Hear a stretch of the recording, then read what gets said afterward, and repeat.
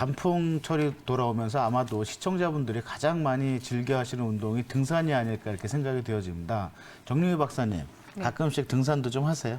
사실 저는 등산보다는 그냥 산책 위주로 이렇게 하는 경우가 많은데 그래도 어쨌든 지금 가을이 되다 보면 저도 이제 단풍 구경을 위해서 등산을 하긴 하게 되거든요. 어떠세요? 안 박사님 같은 경우에는 등산 제가 좋아하는 걸로 얘기 듣긴 했거든요. 네, 한 달에 한 번 정도는 이렇게 무리하지 않는 선에서 등산을 하고 있습니다. 그렇죠. 우선은 연령이라든지 비용적인 부담도 적고 이런 부분 때문에 아무래도 많은 분들이 등산을 즐겨 하시는 부분이 있는데요. 우선은 이런 이제 등산이 서혁재 원장님 참 좋은 네. 운동이긴 하죠. 등산 굉장히 좋은 운동이죠. 네. 일단 등산은 제일 좋은 게 뭐냐면 특별한 장비 없이 누구나 언제든지 날씨만 허락이 된다면 산을 찾아서 즐길 수 있는 운동이 바로 등산입니다.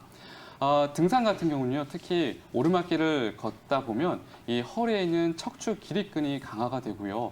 또 골반 이하에 허리, 무릎, 다리의 근육들이 강화되기 때문에 고질적인 허리 통증을 갖고 계신 분들에게는 상당히 도움이 되는 운동이 바로 등산입니다.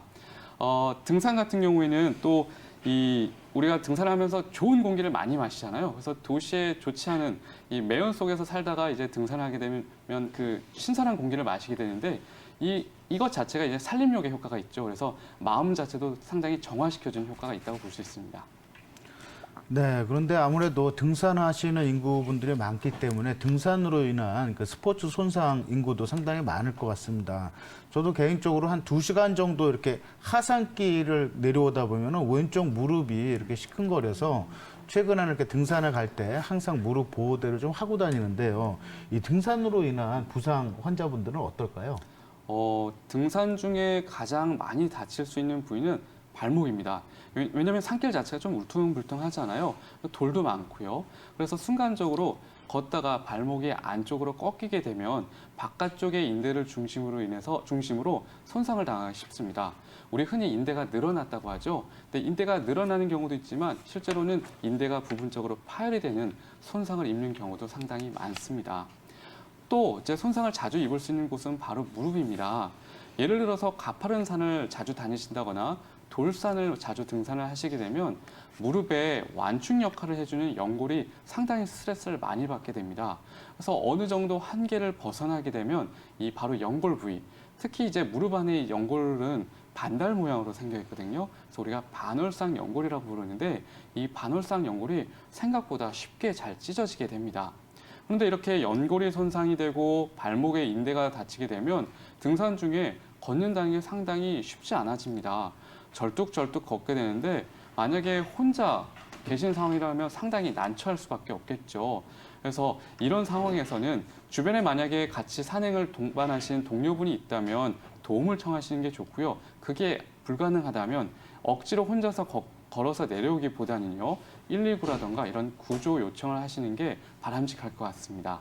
실제로 등산을 하다 보면 발목이 다치거나 무릎 때문에 또 시리다고 하고 이런 분들을 많이 보긴 했는데요. 이렇게 발목 염좌가 있거나 무릎 연골이 손상됐을 때는 또 어떻게 치료를 해주는 게 좋은 건가요?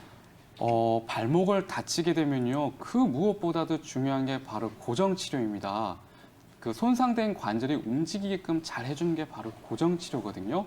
그래서 초기에 인대가 손상됐을 때 고정을 얼만큼 잘 해주느냐가 앞으로의 치료 기간도 좌우하고요. 치료 이후에 후유증 여부를 결정하게 됩니다. 그래서 정형외과를 가게 되면 보통 이제 3에서 4주가량 반기부스를 착용을 하게 되는데요. 혹시 박사님들은 반기부스를 착용해 보신 적이 있으실까요? 그렇죠. 네, 저는 없습니다. 그렇죠. 저는 있는데. 반기부스를 착용하면 막상 상당히 불편한 게 많습니다. 일단 반기부스를 착용하면 양말도 신을 수 없고요. 신발도 신을 수 없고요. 때에 따라서는 목발을 짚고 다녀야 돼요. 이렇게 불편한 점이 많다 보니까요. 대부분의 환자분들이 집에 돌아가셔서는요. 바로 그 반기부스를 떼어버립니다. 그 이후로는 반기부스를 하지 않으시죠. 시간이 지나면 통증은 분명히 줄어들 겁니다. 근데 문제가 뭐냐면 초기에 이렇게 고정 치료를 소홀히 하게 되면요. 그 이후에 발목 관절이 상당히 불안정하게 됩니다. 그래서 우리가 그런 말씀 많이 들어보셨을 겁니다. 다친 발목으로 계속 반복적으로 삔다는 얘기요. 이게 바로 족관절 불안정증인데 이 초기 치료가 그만큼 중요한 겁니다. 그렇다면 이렇게 불편한 반기부스를 계속 해야 되느냐? 실제로 운동선수들은 방기부스를 잘 하지 않습니다. 검사를 했을 때 골절이 있을 경우에 한해서 운동선수들은 보통 깁스 치료를 하고요. 보통 이럴 때는 팀에 있는 팀 닥터들이 깁스 테이핑이라는 방법을 이용해서 고정 치료를 하게 됩니다. 이 깁스 테이핑의 장점은 뭐냐면요. 이 방기부스처럼 뗐다 붙였다 하는 게 아니라 항상 내 몸에 테이프들을 붙여서 치료를 하는 겁니다. 그래서 양말도 신고 운동화도 신을 수가 있습니다. 더욱더 중요한 건 뭐냐면요.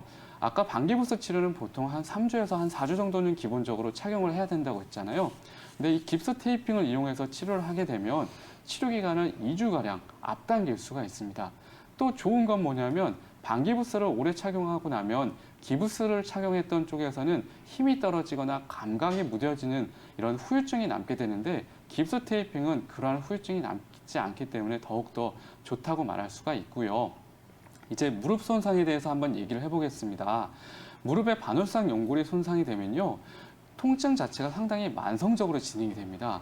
또 일반적인 물리치료로는 그다지 통증을 제어하는 효과가 나타나지 않기 때문에 대부분의 병원에서는 이 관절 내시경이라고 하는 수술을 권유하게 됩니다. 그래서 상당수의 환자분들이 이 수술을 권유받은 상태에서 한의원을 내원하시는 경우가 많은데요. 이 관절 내시경 치료 자체가 재발률이 상당히 높습니다. 임시 방편적인 치료이기 때문에 그 근본적인 치료가 되지 않고 결국에는 그 이후에 추가적인 수술을 해야 되는 경우가 많이 발생합니다. 그래서 이때 제가 추천드리는 방법은요. 연골 강화 성분이 풍부한 연골 약침과 관절 한약을 복용하면서 연골뿐만 아니라 이 무릎 주변에 연골을 감싸고 있는 근육, 힘줄, 인대와 같은 결합 조직을 함께 강화시켜 치료를 하는 방법을 추천드리겠습니다.